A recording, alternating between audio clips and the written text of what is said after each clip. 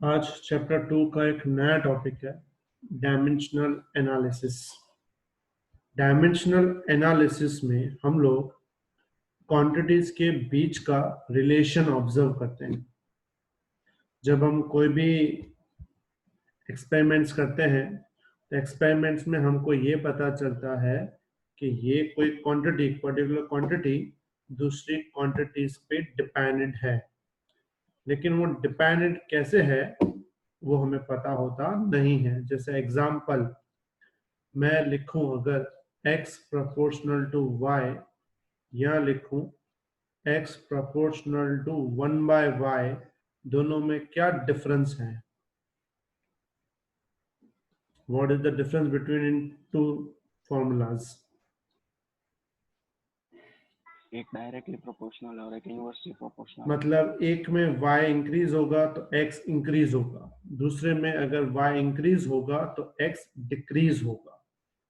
दोनों में x y पे डिपेंड है, दोनों में डिपेंड है, लेकिन डिपेंडेंस अलग अलग है। एक में with increase in y x increases, with increase in y x decreases. मतलब x y पे डिपेंड तो है लेकिन अलग अलग रिलेशन में।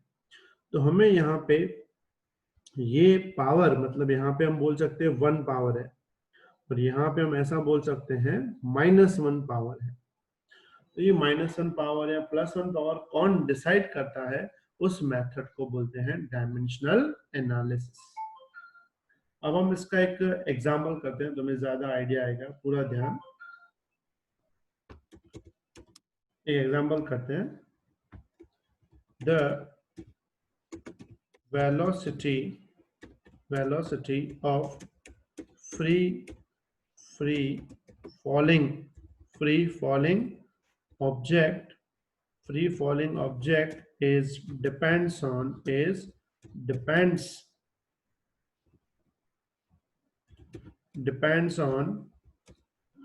its mass m, gravitational acceleration g, and height h. Obtain relation in above quantities.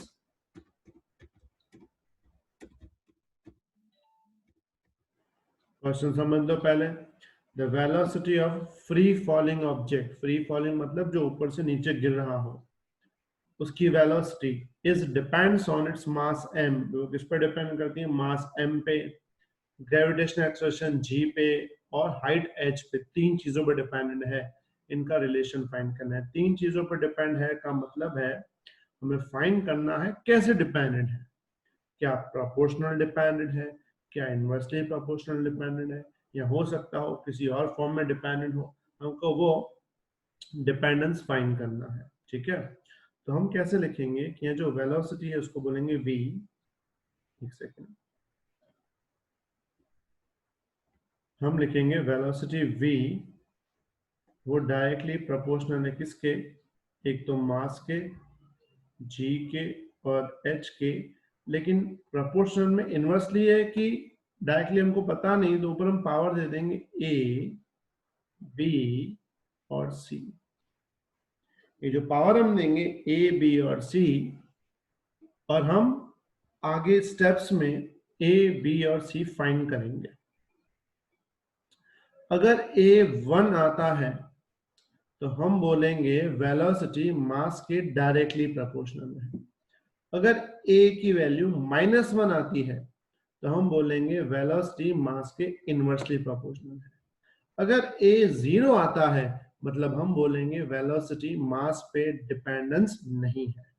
मतलब हमें पहले a, b और c जो पावर्स हैं वो पहले फाइंड करने पड़ेंगे, और फाइंड करने के बाद हम बता पाएंगे कि वेलोसिटी इन तीनों क्वांटिटीज पे कैसे डिपेंडेंस है। ठीक है, तो हम इसको फाइंड करने के लिए डायमेंशन फॉर्मूला का यूज करेंगे। अब कैसे यूज करेंगे ध्यान देना। Dimension formula of above quantities. अब इनकी डायमेंशन फॉर्मूला देख लेते हैं। तो अगर हम डायमेंशन फॉर्मूला इनकी देखें तो उसमें तो मैं पहले बात करूंगा वेलोसिटी की। तो वेलोसिटी की डायमेंशन फॉर्मूला क्या थी? It's L1 t minus 1। m यानी मास, मास की डायमेंशन फॉर्मूला होती है m1।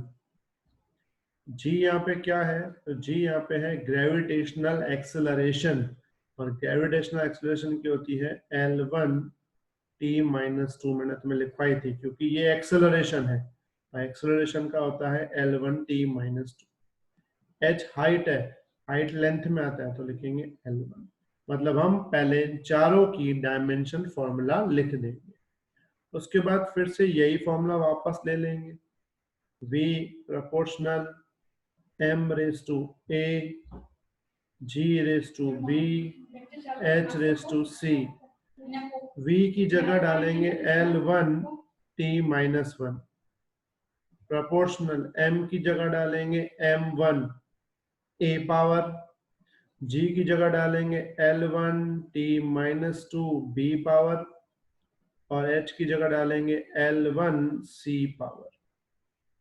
फिर left term as it is L1 t minus 1 proportional. अब पावर को पावर से मल्टीप्लाई, तो पावर और पावर का मल्टीप्लाई 1 इंटू ए होगा a, L में देखो 1 इंटू बी b, t में -2 इंटू बी -2b, और L में 1 इंटू सी c।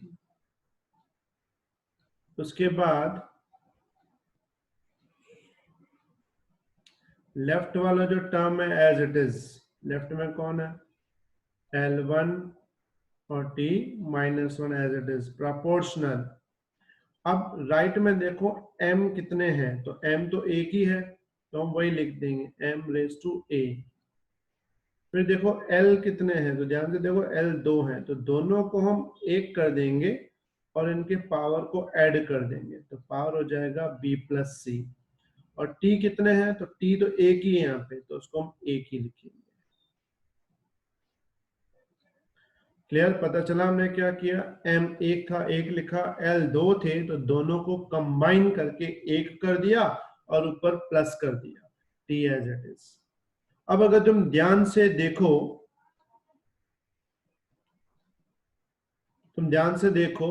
तो जो लेफ्ट हैंड साइड है उसमें L और T है, लेफ्ट हैंड साइड में L और T है, M नहीं है।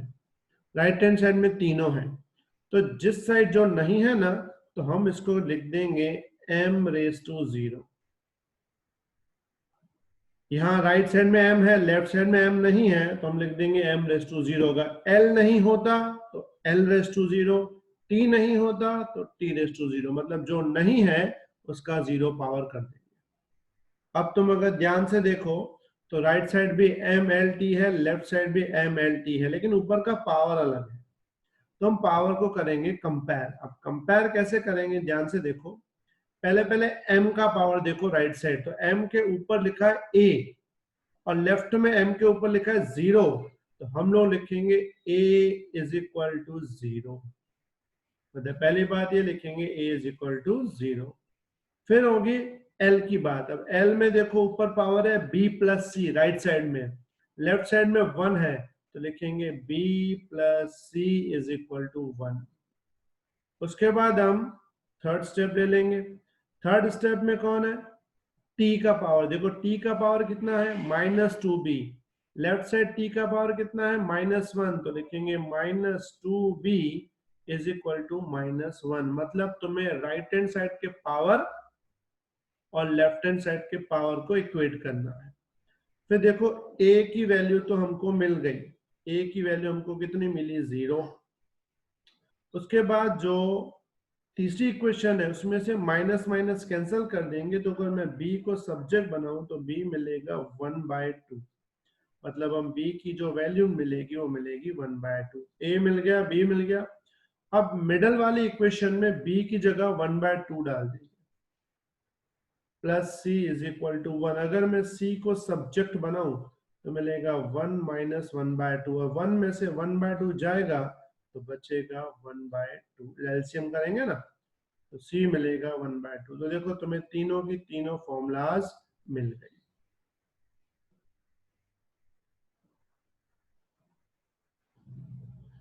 ए मिल गया 0, बी मिल गया 1/2, और जो सी है वो मिला तुम्हें 1/2। ठीक है, अब हम वापस पहले इक्वेशन लेंगे। तो अपनी इक्वेशन क्या थी? v proportional to m raise to a, g raise to b, h raise to c। फिर इसमें हम a b c की वैल्यू डाल देंगे। a की जगह डालेंगे 0, b की जगह डालेंगे 1/2, c की जगह डालेंगे 1/2।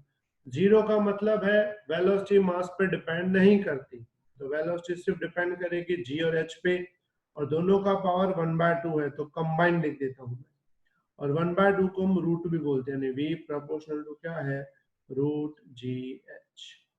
अगर हमें प्रोपोर्शनल यहाँ पे हटाना हो तो प्रोपोर्शनल हटा के हम कांस्टेंट लगाते हैं k, तो फॉर्मूला बन जाती है v is equal to k under root g into h. तो ये बन गया तुम्हारा रिलेशन कि वेलोसिटी किस किस पे डिपेंड करती है और कैसे कैसे डिपेंड करती है। क्लियर? किसी को कोई डाउट? समझ में आ गया बेटा पूरा? तो ये तुम्हारा डायमेंशन ऐसे से एक एग्जांपल था। अब मैं दूसरा एग्जांपल देता हूँ, पूरा ध्यान। Next example, the time period of simple pendulum, the time period of simple pendulum is depends on its mass m, gravitational acceleration g, and length l. Its length l. Obtain relation in above quantities. Obtain relation in above quantities. Meaning इसमें दिया हुआ है कि जो time period है उसको बोलते हैं टी। टी जो है वो डिपेंड है किस पे? मास पे, जी पे और एल पे। कैसे डिपेंड है नहीं पता, मान लो ए है, बी है और सी। तुम्हें ये ए बी सी फाइंड करना है, तो सबसे पहले तुम्हें किसकी जरूरत पड़ेगी? Dimensional formulas of above quantities. ठीक है, तो डायमेंशन फॉर्मूला जो है अबव क्वांटिटीज की, तो उसमें तुम्हें पता होना चाहिए जो टी है वो टाइम है। टाइम का होता है t1। m यानी मास, मास का होता है m1। g एक्सेलरेशन है, एक्सेलरेशन का होता है l1 t-2। और l यहाँ पे लेंथ है, उसका होता है l1। इसमें देख लो हम करेंगे कैसे। पहले वापस इक्वेशन लिखेंगे, t is equal to m raise to a, g raise to b, l raise to c। t की जगह t1 m1 a, l1 t-2b, l1 c, t1 m raised to a, l raised to b, t raised to -2b, l raised to c। फिर क्या करेंगे इसको हम?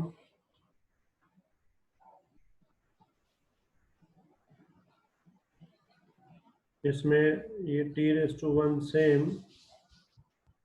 m अकेला है तो a लिखेंगे, एल 2 है तो एक करके ऊपर कर देंगे b प्लस सी और t लिख देंगे -2b। और लेफ्ट साइड देखो खाली t है, m और l नहीं है तो लिखेंगे m⁻0 l⁻0। फिर हम कंपेयर करेंगे तो हमको पहले मिलेगा a = 0 और a = 0 मिल गया। उसके बाद दूसरा कंपेयर करेंगे तो हमको मिलेगा b प्लस सी = 0। बाद में हम तीसरा कंपेयर करेंगे तो हमको मिलेगा -2b = 1। तो b बन जाएगा -1/2। तो b मिलेगा तुम्हें -1/2। ये b मिल गया, यहाँ a मिल गया। अब b की वैल्यू हम लोग बीच में डाल देंगे, मिडल में। तो c जो है हमको मिलेगा 1/2, मतलब c + 1/2 हमको मिलेगा। तो तीनों वैल्यू मिल गए हमको। अब हम क्या करेंगे, हम लोग लेंगे वापस वाली फॉर्मूला पहले वाली। तो t = m⁻a g⁻b l⁻c है। तो t as it is m⁻a की जगह 0, b की जगह -1/2 और c की जगह 1/2। जो 0 है उसको तो लिखेंगे नहीं, तो t प्रोपोर्शनल क्या हो जाएगा, l1/2। g माइनस है तो उसको नीचे ले जाएंगे, या इसको हम ऐसा लिख सकते हैं t ∞ (l/g), क्योंकि दोनों में 1/2 है। 1/2 का मतलब क्या होता है, रूट होता है। तो फॉर्मूला जो बन जाएगी लास्ट, उसको हम लिख सकते हैं t = k √l/g। क्या रहेगा इतना। और इसमें एक और बात याद रखना, इन केस ऑफ पेंडुलम,